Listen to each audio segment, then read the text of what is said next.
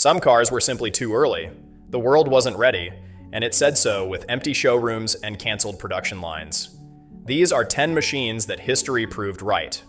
The engineers who built them didn't always live to hear the verdict. Number 10. In 1963, Chrysler handed 203 ordinary American families the keys to a car powered by a jet turbine engine. It ran on almost any combustible liquid. Diesel, kerosene, even tequila on one famous test in Mexico. Chrysler built 55 of them by hand, each one costing more to produce than a Ferrari of the same era. They were loaned to real drivers, teachers, factory workers, postal clerks, in 3-month rotations to gather real-world data. The feedback was overwhelmingly positive. Then Chrysler recalled all but 9 and had them crushed. The official reason was import duties on the Italian-built bodies. The unofficial reason has never fully satisfied anyone who has looked into it. 9 of the 55 survive today. The rest are gone. Number 9. Saab had spent the 1940s designing military aircraft. When they sat down to build a car for the first time, they applied everything they knew about airflow, because it was all they knew. The 1949 Saab 92 had a drag coefficient of 0.30, a figure most manufacturers wouldn't reach until the 1980s, and one that still beats several modern cars on sale today. The body was so aerodynamically clean that it generated slight downforce at speed, a quality the engineers hadn't aimed for and didn't expect. A company that had never built a road vehicle in its life accidentally produced one of the most aerodynamically efficient cars of the 20th century, because when all you know is airflow, that is what you build. Number 8. In 1936, the Cord 810 arrived with retractable headlights hidden inside the front bodywork, front-wheel drive, and a coffin nose hood with horizontal louvres instead of a radiator grille. Pop-up headlights didn't reach the American mainstream until 1963. Front-wheel drive didn't follow until the 1980s, nearly 50 years later. The Cord 810 had both in 1936, was on sale for less than 2 years before the company collapsed, and then quietly disappeared. But the engineers at rival firms who studied it never forgot what they saw. You can trace its influence through American automotive design for the following 30 years, in cars whose makers were too proud to say where the idea came from. Number 7. The Tucker 48 arrived in 1948 with a padded dashboard, a collapsible steering column, a windscreen engineered to eject on impact, a center headlight that rotated with the steering wheel, and a steel safety cage around the passengers. Standard equipment, all in 1948. The American auto industry wouldn't adopt most of these features for another 15 to 20 years. Preston Tucker built 51 before federal fraud charges, widely believed to have been politically motivated by interests within the established industry. Shut him down. He was acquitted, but the factory was already seized and the tooling sold. 47 of those 51 cars survive today. Each one is a document of what American road safety could have looked like an entire generation earlier. Number 6. The NSU Ro 80 won the 1967 European Car of the Year.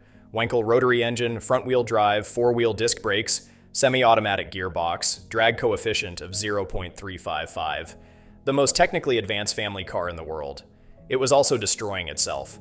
The engine's apex seals wore through so unreliably that NSU owners expected replacements the way other drivers expected tire changes.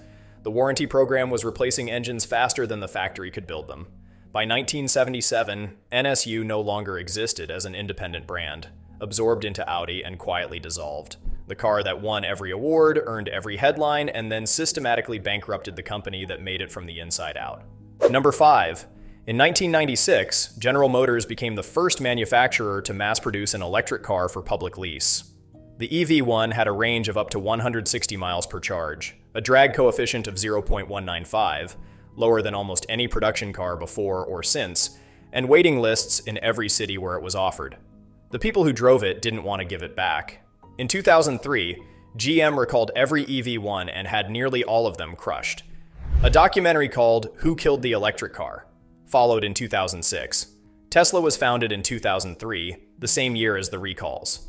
Within 15 years, every major manufacturer on Earth was racing to build the car GM had already built, proven, and destroyed. History has its own way of scoring these decisions. Number 4. 3 young Lamborghini engineers, Dallara, Stanzani, and Wallace, built the Miura without Ferruccio Lamborghini's knowledge or permission. They worked on it after hours, using the factory when management wasn't around. When they rolled the bare chassis to the Turin Motor Show in 1965 on a whim, the crowd reaction stopped the haul. Lamborghini, initially furious, approved production almost immediately. The completed car debuted at Geneva in 1966 as the world's first production mid-engine supercar. The V12 mounted transversely behind the driver, ahead of the rear axle.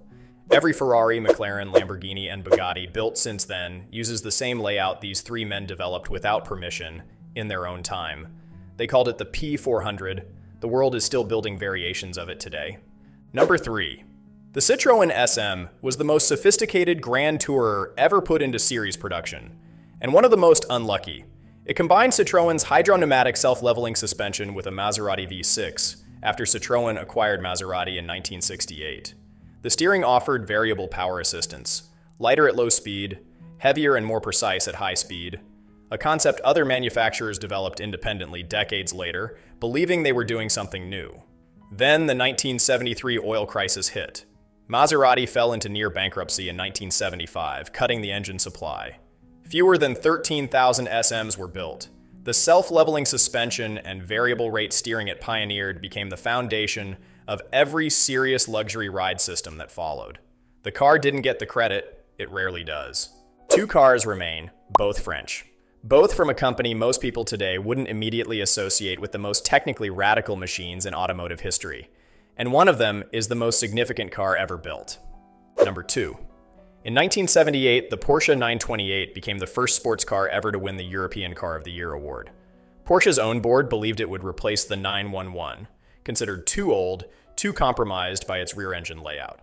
The 928 had a front V8, a rear transaxle for near-perfect 50-50 weight balance, and the Weissach rear axle, a passive system that steered the car subtly into corners without driver input. Ferrari's engineers reportedly studied the chassis and took notes. The 928 stayed in production until 1995, 17 years. The 911 had been declared obsolete before the 928 launched. It outlived the 928. It is still in production today. Sometimes the technically correct answer loses to the emotionally correct one. On this occasion, it lost by several decades and counting. And then, there is number 1. A car so far ahead of everything around it that engineers from rival companies, when they first measured it, refused to believe the instruments. They measured it again. The numbers were the same. Number 1. At the 1955 Paris Motor Show, Citroen unveiled the DS19. In the first 15 minutes, 743 orders. By the end of that single day, 12,000. The DS had self-leveling hydropneumatic suspension, a system that reads road surface and load continuously, adjusting automatically. Technology that Rolls-Royce and Range Rover engineers cite as the direct ancestor of their current systems, 7 decades later. It had power-assisted front disc brakes when most cars still use drums on all 4 wheels, a semi-automatic gearbox with no clutch pedal, a body designed with sculptor Flaminio Bertoni that looked like nothing from 1955, or from 1965, or from 1975, a shape that exists in its own era entirely. The philosopher Roland Barthes wrote in 1957 that the DS appeared to have descended from the sky.